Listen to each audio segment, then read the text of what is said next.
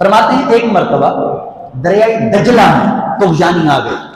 سیلاب آ گیا، پانی باہر نکلنے لگا، کناروں سے باہر نکلنے لگا۔ اب اس کی ایک حد ہوتی ہے،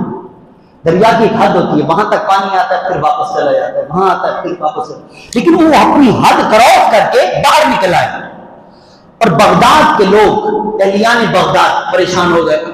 انہوں نے کہا کہ آج تو ہماری خیر نہیں ہے، یہ تو پانی ادھر آ رہا ہے، سیلاب آ رہا ہے، ہمارے گھر گر جائیں گے، نقصان ہو جائے گا۔ اب یہ لوگ حضور غوث پاک رحمت اللہ علیہ کی بارگاہ میں حاضر ہوئے اور فریاد کرنے لگے کہ حضور مہربانی فرمائی، کچھ کیجیے، اللہ کی بارگاہ میں دعا کریں۔ غوث پاک رحمت اللہ علیہ اس وقت آپ کے ہاتھ میں ایک عصا تھا، ڈنڈا، عصا مبارک تھا، آپ نے اس کو اٹھایا، لیا اور لے کر آپ چل پڑے، دجلہ پر تشریف لے گئے۔ دجلہ میں وہ مقام کے جہاں دریا کی حد تھی وہاں پر اپنا عصا مبارک گاڑ دیا اور گاڑ کر آپ نے دجلہ سے ارشاد فرمایا، اے دجلہ تیری یہ جگہ ہے،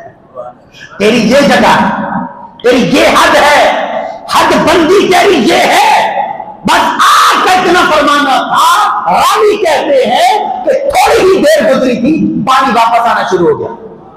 واپس آنا شروع ہو گیا، یہاں تک کہ جہاں پر آپ نے اپنا عصا گاڑا تھا وہیں پر پانی آیا، اس کے بعد ختم ہو گیا۔